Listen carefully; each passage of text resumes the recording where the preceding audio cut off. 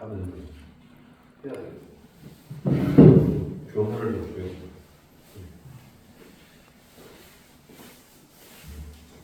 우리가 마태복음을 계속 공부하고 있지만 사복음서에 대한 부분들을 알고 넘어가야 사실은 복음의 세계가 열리는 거죠. 우리가 이런 부분들을 기억을 해야 된다. 자, 이제 1장부터 시작해서 우리 4장까지 보면서 전체적으로 4장 전체까지는 본격적으로 주님이 5장으로 접었으면 1장에서 복음서가 마태복음서가 1장부터 이제 4장까지 이 안에는 우리가 아시다시피 예수님의 계보 혹은 족보라고 역사 이 부분들이 다뤄져 있고 그 다음에 출생과 관련된 부분들 출생 이후에 이제 그 다음에 애국으로 피신하시고 그 다음에 다시 애국에서 피신하고 다시 이스라엘로 들어오죠. 이스라엘 유대인데 이스라엘 그 당시에 없죠.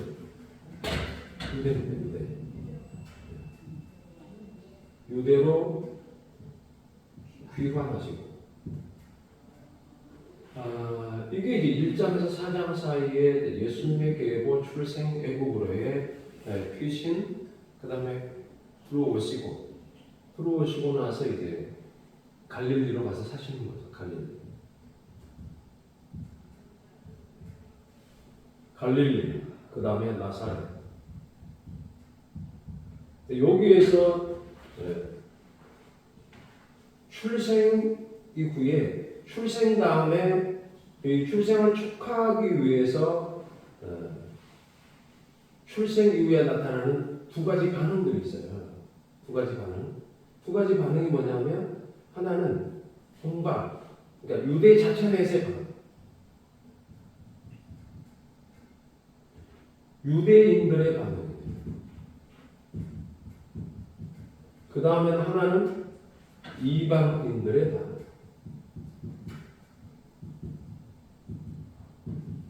이방인들의 반응으로서는 동방의 현자들이 오죠.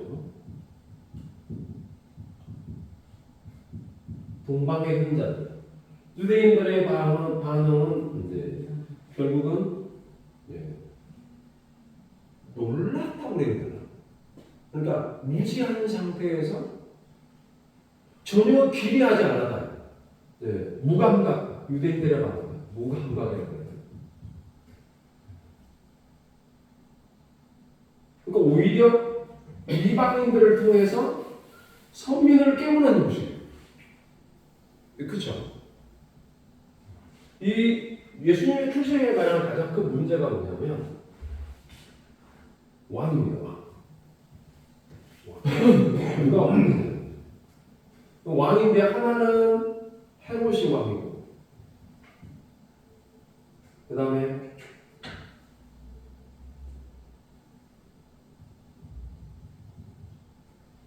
예수 그리스도가 왕. 헤롯은 보이는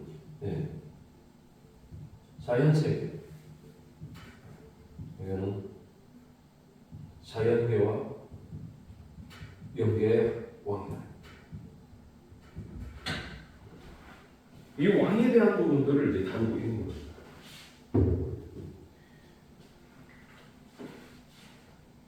그래서 이제 그 출생에 대한 부분들에서 유대인들의 반응은 이거 완전 무지한 상태에서 있는 그 상황에서 깨워주는 역할을 이방인들이 와가지고 하는 거예요.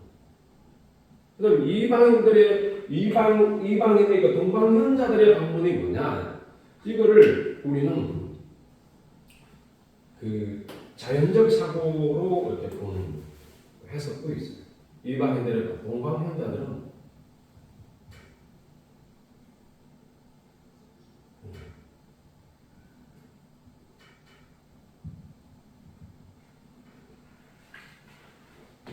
영적인 사고를 우리가 하고 그렇게 가야 되는데 불구하고 이 자연의 어떤 이치와 그 흐름 속에서 이제 하나님을 찾아서 발견하려고 하는 몸부림 이런 부분들, 동방자들에 대한 부분.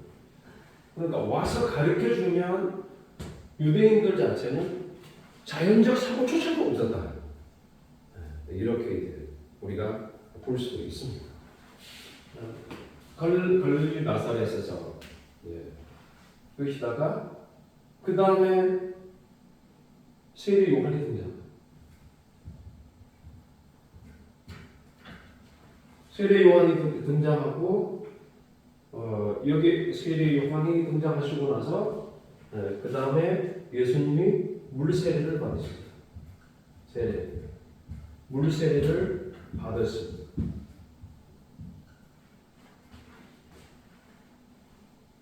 세례를 받을 때 이 세례에서 뭐라고 주님이 말씀하시느냐? 내가 어떻게 주께 세례를 베풉니까? 그랬더니 아니다. 이거는 이렇게 하여야 의를 이룬다. 이렇게 말합니다. 의를 이루는 것이 의를 이룬 것이 합리적이다. 이렇게 말합니다. 의를 이루는 것이 합리적이다. 예수님이 세례를 받으실 이유가 없으신 거 맞죠? 세례라는 건 죄를 씻는다는 의미인데, 그러면 죄를 씻는다는 의미를 부각하는 것이 아니라 예수님이 죄인이라는 것을 말하는 것이 아니고 예수님은 장차 불로 세례를 주실 분이다 하는 것들을 보여주는 계시고, 앞으로는 물세례를 받으신 이후에 불세례를 주시는 것입니다. 이런 부분들이 의라는 부분이 이제 불과 관련된 내용으로 불세례라는 것은 성령 충만 혹은 성령 세례라고 합니다.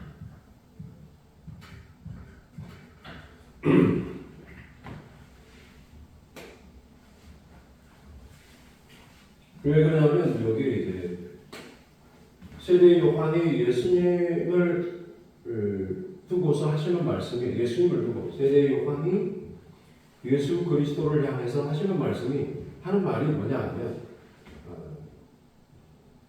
불로 태운다. 이게 이제 3장 12절 손에 피를 들고 자기의 타작 마당을 정한다. 자신의 타작 마당이 있다. 자신의 타작 마당이라는 게 이방은 자기의 타작 마당은 아니죠. 자신의 타작 마당은 유대인들을 타작 마당에서 자기 땅에서 타작을 하는 거예요. 그런데 이방인들이 놀라는 거예요. 자기 땅에 타작을 하는데 이방인들이 먼저 놀라는 거예요. 두들겨 맞으면 엄마 아빠가 있고 자녀들을 교육하면 큰 놈을 혼을 내면 옆에 동생이 벌벌 떨듯이 자기 마당에, 즉 유대인들을 하나님의 말씀으로 바로 가르치시고 교훈하시고 하늘로 이끌어 가시고자 하니까 이방인들이 놀라는 거예요. 놀란다는 것은 뭐 나쁘다는 의미가 아니라 우리가 심장이 펌프질을 하게 되면 혈관을 통해서 피가 골고루 전달되듯이 유대인들이 산다는 의미 자체는 자기 키를 들고 타작마당에서 까불고 있는 거예요. 우리 주님이 그 말은 뭐냐면 생명의 공급을 지금 하신다는 거예요. 그러니까 이방인들이 놀라는 게 아니라 이방인들이 살아나는 것이란 말이에요. 그러니까 하나님의 유대인들이 선배인데 유대인들을 그 타작마당에서 타작을 하게 되면 알곡이 나옴으로써 이방인들은 스스로 그 알곡을 보는 즐거움으로 천국을 본다. 그러니까 이방인과 유대인과 이방이라는 의미 자체가 분리적 개념이 아니단 말이에요. 유대인들은 분리로 가져가요. 그래서 이방인들하고 다르고 우리는 할례를 하고 이방인들은 할례를 하지 않았다의 어떤 보이는 것의 표정적 개념으로 그 표적을 갈구했고 그리고 그 안에서 자신의 그 선민 의식을 더욱더 고취시켰다라고 하는 것이 심판의 근거다. 자신을 통해서 이방인들을 향해 흘러들어가는 하나님의 그 거룩한 의의가 십계명이 자기 안에서 썩어버린다. 살아내지 못하는 거예요. 내가 살아내고 내가 하나님 앞에서 그 법을 이룰 때 이방인도 함께 일어나는 거예요. 근데 이건 거꾸로 됐어요. 왜요? 선민들이 선지서들을 보면은 하나님의 백성 이스라엘을 불렀는데 저들이 끝까지 주님을 배반하고 가버리니까 호세아서에 뭐라고 해요? 내 백성 아닌 자가 나를 하나님으로 따른다. 아버지라고 부른다. 그런 일들이 이미 우리 주님은 호세아 선지자를 통해서 예견하셨고 그리고 보여주신 것. 그 일들이 그대로 일어나는 현장이 바로 예수님이 나셨을 때의 반응이에요. 두 가지 반응. 유대인들의 반응과 이방인들의 반응. 이방인들 가운데서도 현자들에게만 일어납니다. 즉 하늘의 1월 성신을 연구하고 그걸 우상숭배로 가져가는 자들이 아니라 그 속에서 그나마 그 속에서 하나님 주님이 주신 큰 별을 보고 주의 별이 있다는 걸 알고 찾아오는 것. 영적 사고 근데 이제 이게 천국의 사고 가운데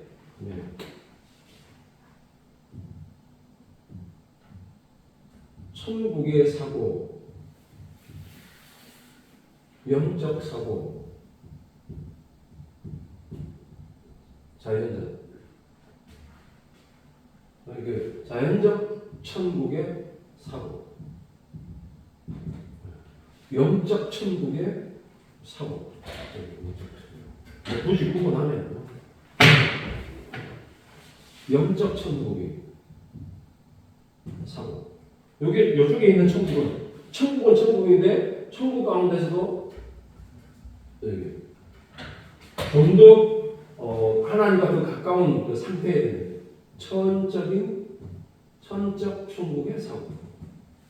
요거는 이제 그 삼천천계입니다. 요거는 이천천. 요거는 일천천. 이렇게 보지 않으면 영적 세계가 좀 구분이 안 되죠.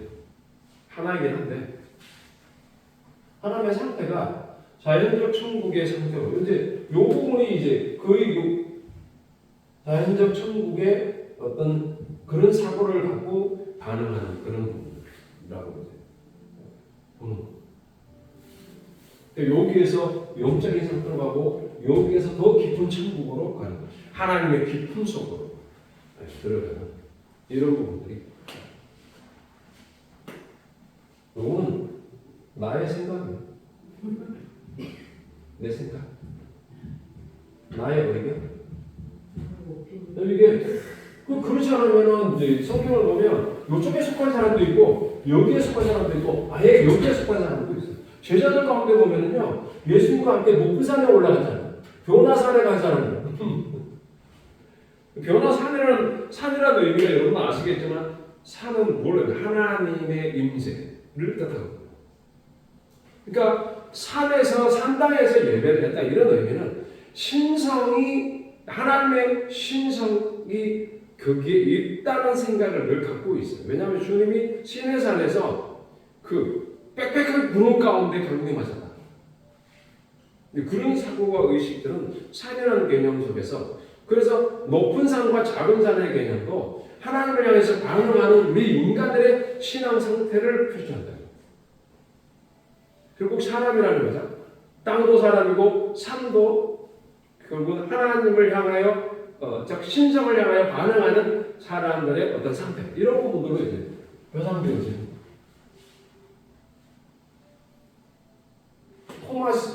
도마 같은 사람 내가 만져보지 않으면 믿지 못하겠어.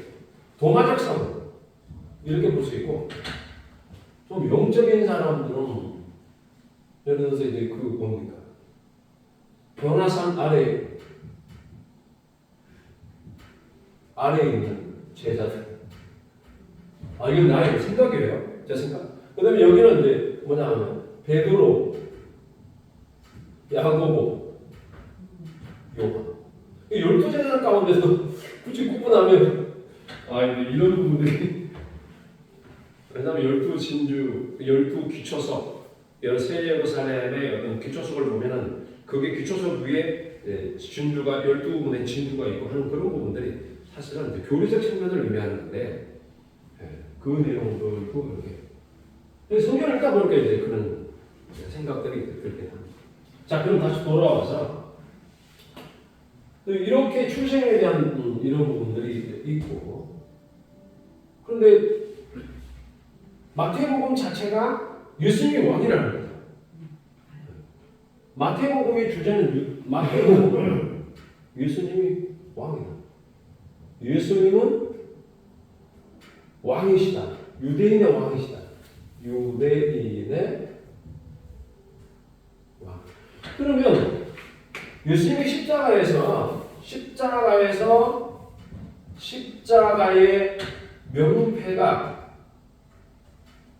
명패에 유대인의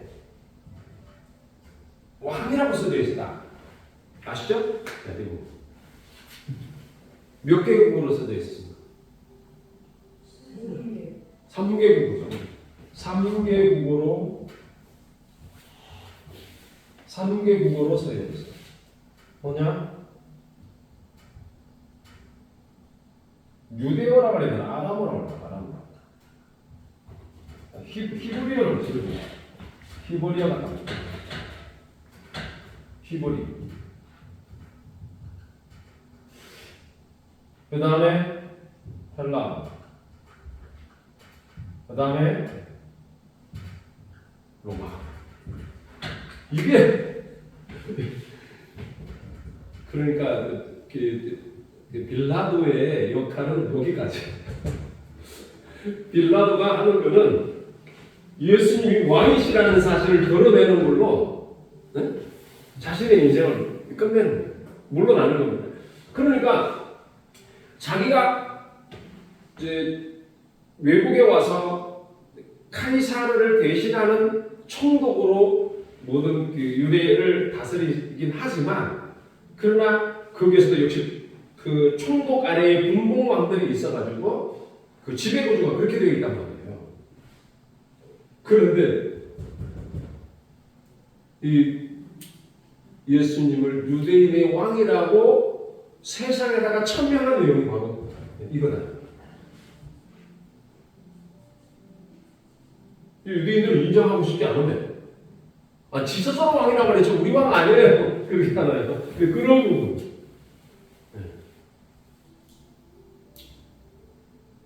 제가 몇 시까지 해야 돼요? 응? 30분부터 하셨으니까 10분이면 네? 30분에 시작하셨나요? 40분. 그러면은 몇 시로 나와요?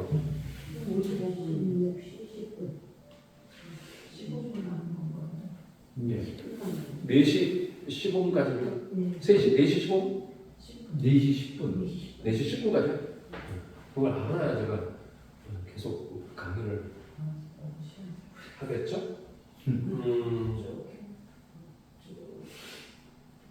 우리의 삶 자체도 여러분들이 이제 늘 이런 질문 하고 있어요. 마태복음서의 주제처럼 예수님이 여러분이 진짜 왕이 맞느냐? 진짜 왕이 맞으면 살아야죠. 이렇게 돼요. 나는 경험해보고 나서 이제 우리 준 도마 같은 토마스를 사고 만져도, 근데 만져보지 않아도 믿어지고. 네.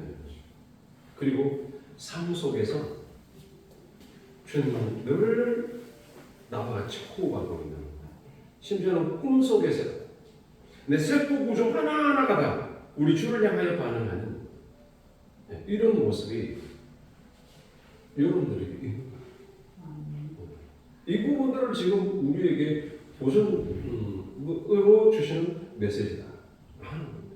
요게 안 되면 요거 될 때까지 하나님이 이끌어 가시는데 키를 들고 자기 타작마당에서 유대인들을 타작마당에서 까부르셨던 것처럼 역시 우리는 우리 주 앞에 까부러짐을 당할 것이다. 근데 그거는 단회적 사건이 아니라 우리가 주님 앞에 설 때까지 끊임없이 이런 도전을 받는다.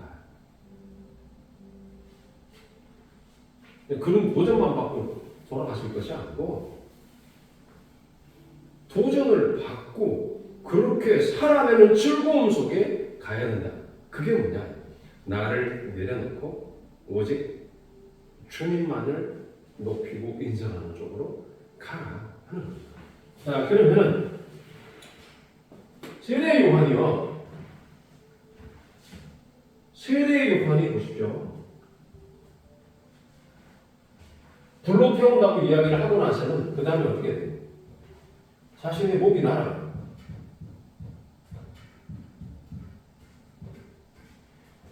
목이 잘려요. 그죠? 헤롯에게 그 형수하고 사는 거, 아니 형수가 아니고 뭐지? 제수하고 응? 왕의 동생의 아내를 취하는 것이 바르지 못합니다 라고 지적질하다가 목이 탁 나가요. 세례의 역할은 주님 앞에서 목을 날리는 걸로 만족합니다. 자 보세요. 헤롯이 왕이 이긴 해도 동방박사로부터 동방의 현자들로부터 이 와이즈맨들의 이야기를 듣고 나서 뭐라고 반응하냐면 죽이고 싶도록 반응합니다. 왕이 되려는 자를 씨를 말려버리겠다는 거예요. 보이는 세계와 보이지 않는 세계의 왕으로서의 우리 주님을 보지를 못하고 자기를 살리는 자로 오시는 왕이라는 걸 알지 못하고 자신의 왕의 자리를 위협하는 존재로 느끼고 그냥 정보를 통해서 군사를 보내 없애려고 하는 이 일들이 일어나지 않습니까? 헤롯이 불안한 거예요. 뿐만 아니라 거기에다가 윤리적인 도덕적 죄를 범합니다. 헤로디아는 자신의 죄를 지적하고 있는 아무래도 헤로디아도 헤롯 왕의 아내가 되는 것을 좋아했던 것 같아요.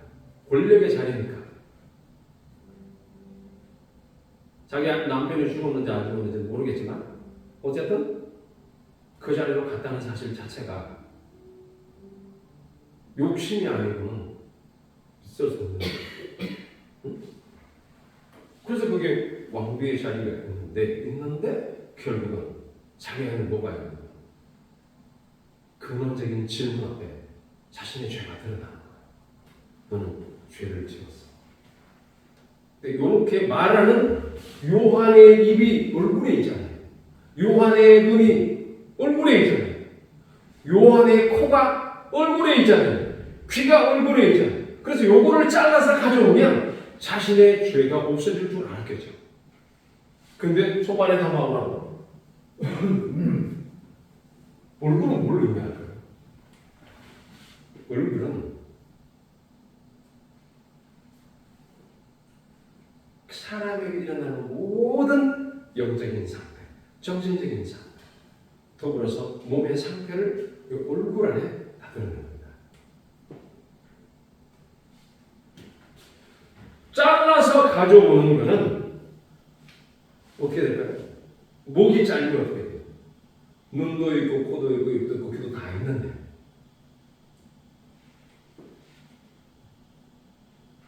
귀는 못하잖아요. 그 말은 자기 자신이 어둠을 향하여 가고 있다는 것을 그렇게 보여주는 거예요. 그래서 목이 날아가는 걸로 세례 요한은 목을 내놓고 어디로 가냐면 천국으로 가요.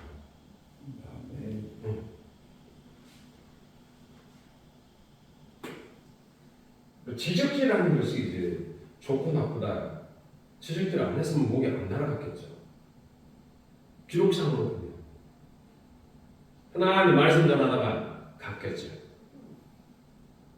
그리고 굳이 지적을 해가지고 자신의 목이 날아가는 것을 통하여 뭘 드러내고자 하는가 하면 참된 왕의 자리에 있는 자들이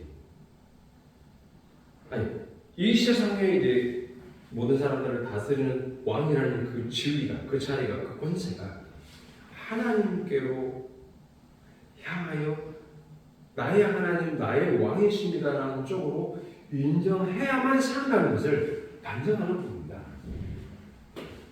그러고 이제 세례 요한은 예수님에게 세례를 베푸시고 그런 다음에 여기에 세례를 받으시고 나서 그 다음에 반응이 뭐예요? 첫 번째는 이는 내 사랑하는 아들이다. 그 다음에 두 번째는 내 기뻐하는 아들이다. 그러니까 사랑과 기쁨의 아들이다. 네. 이 의가 사랑과 기쁨으로 연결되어 있다. 의를 이룬다는 것은 그런 의미입니다. 의란 하나님의 사랑이 있는 자, 그리고 하나님의 기쁨이 있는 자, 하나님의 사랑과 하나님의 기쁨을 가지는 자가 바로 의를 가진 자다. 이 내용을 여기에 말해주고 있습니다. 그런 이후에 4장 가서 그런 이후에 우리가 예수님의 시험, 예수님의 시험 사건은 신성이 있는 자다. 네가 만약 하나님의 아들이야. 그럼 예수님의 시험 사건과 이것과 관련된 것들이 뭐라고 그러냐면 바로 이스라엘의 광야 교회 때 이스라엘의 교회의 범죄, 하나님을 시험하는 사건과 관련이 있는 것. 하나님의 택한 자들이 택함을 입은 자들이 하나님을 시험하는 쪽으로 가는 이것이 뭐냐면 이 눈에 보이는 자연적 사고 이것조차도 하지 않는다. 그러니까 눈에 보이는 것을 따라서 모든 것을 하나님을 판단하려고 하는 이 부분들을 지적하는 거예요. 그래서 예수님은 이 부분들을 해결하시기 위해서 그 신성을 다시 우리에게 회복시켜서 주시려고 해결하시기 위해서 십자가로 가는 십자가에서 이 모든 것들을 이루십니다. 그런 다음에 여러분 4장으로 요거 다음에 시험 사건 있고 그 다음에 뭐냐면 여기 공간에 여기에 제자들을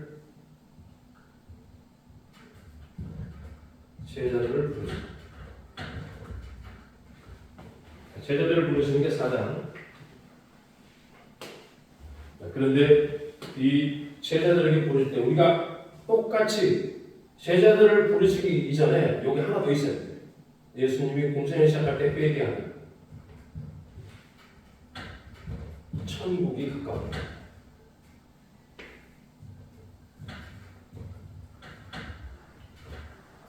회개하라 천국이 가까웠다. 세례 요한도 회개하라 천국이 가까웠다.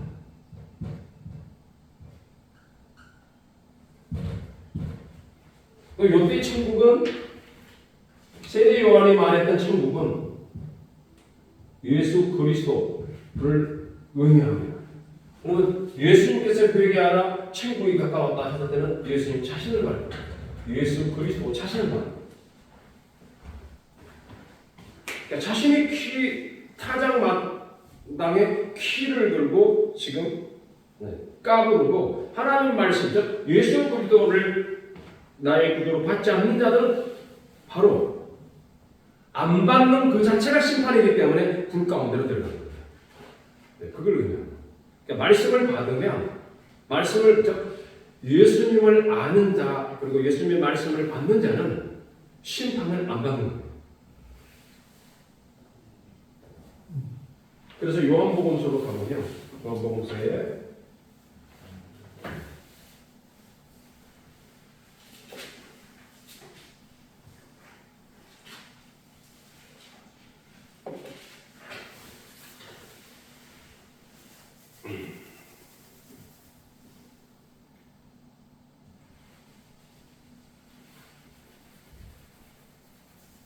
(1장 26절에) 요한이 대답하되 나는 물로 세례를 베풀거니와 너희 가운데 너희가 알지 못하는 사람이 섰느니라 곧 내 뒤에 오시는 그이라 나는 신발끈을 풀기도 감당하지 못한다.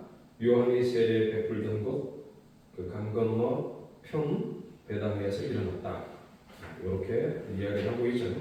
예수 그리스도가 오신 것을 29절에 세상 죄를 지고 가는 하나님의 어린 양이다 말씀하시고, 그 다음에 3장에 가시면 예수님이 니고데모하고 대화하시는 말씀이 나옵니다. 너는 이스라엘의 선생으로서 이런 일들을 알지 못하느냐. 물과 성령으로 거듭나는 것에 대한 말씀을 하시죠. 그랬더니 우리는 아는 것을 말하고 본 것을 증언한다. 너희가 우리의 증언을 받지 아니하구나 라고 이야기하는 겁니다. 내가 땅의 일을 말하는데 너희가 하늘의 일을 말하면 어찌 너희들이 믿을 수 있느냐. 땅의 일을 말해도 안 믿는데 하늘의 일을 말하면 어떻게 믿겠느냐. 그러면 사실은 말씀 13절에 하늘에서 내려온 자 곧 인자 외에는 하늘에 올라간 자가 없다. 모세가 광야에서 뱀을 든 것 같이 인자도 들려야 한다. 그럼 들려야 하는 이유가 뭐냐? 인자가 들린다. 인자가 들리는 이유는 누구든지 믿는 자마다 영생을 받도록 하기 위함입니다. 여기 보면 이는 그를 믿는 자마다 영생을 얻게 하려 하십니다. 영생을 주는 것이 가장 중요한 목적이다 하는 겁니다. 그러면 영생의 십자가는 결국은 영생으로 이어지는 부분이다. 예수 그리스도의 십자가. 주를 믿는 자들, 예수님을 믿는 자는 영생을 얻는다. 16절에 하나님이 세상을 이처럼 사랑하사 독생자를 주셨으니 이는 그를 믿는 자마다 멸망하지 않고 영생을 얻게 하려 하십니다. 믿는 자는 멸망하지 않는다. 영생을 얻는다.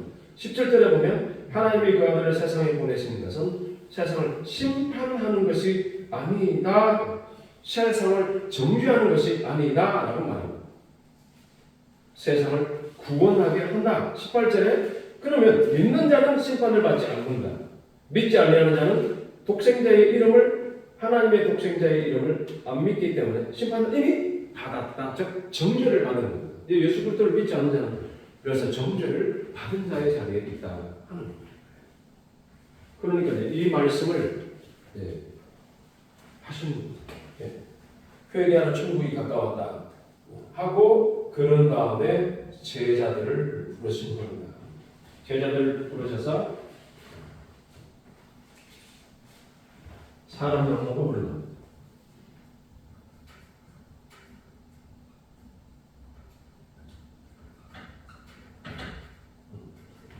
사람을 낳는 법으로 만들었다. 복음 전도자로 세웠다 하는 얘기예요. 그런 이후에 예수님께서 천국 복음을 전파한다. 천국 복음을 전파. 자, 이제 천국인데 자신의 천국인데 천국의 복음이라는 의미는 주님 자신의 말씀입니다. 예수님의 말씀, 천국 복음이라는 것은 예수 그리스도의 말씀입니다.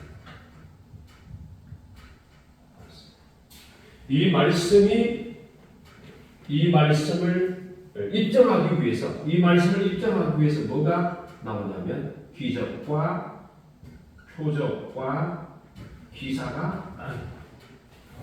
근데 우리는 기적과 표적과 기사를 갖고 하나님을 이용하죠. 그게 아니라 기적과 표적과 기사는 하나님이 누구신가를 보여주는 쪽으로 가고 있다는 게 여기 마태복음서에서 말하고자 하는 겁니다. 다시 말하면 귀신을 병을 쫓아내거나 물리치는 것들은 고치는 것은 예수님이 왕이시다. 유대인이 왕이시다. 이런 왕이심을 표현하고 있다. 자, 우리 다음 시간에는 이제 5장부터 지금 이제 이게 천국에 대한 부분들을 설명하고 있습니다. 5장에서부터 7장까지 요거를 여러분들 읽어보십시오. 숙제입니다. 네. 성경 읽어보세요. 네. 5장에서 7장까지. 주님 감사합니다. 오늘도 주의 말씀들을 강론하며 전하는 자나 받는 자 모두가 오직 주의 진리 앞에 진실하게 우리의 주어진 사명자의 길을 가고 근무해 주시고 말씀 사역자로서 잘 연단받고 훈련받아 오직 주의 이름과 명예를 높이며 따라가는 주의 남종과 여종들이 되게 하여 주옵소서. 우리 주 예수 그리스도 이름으로 기도하옵나이다. 아멘.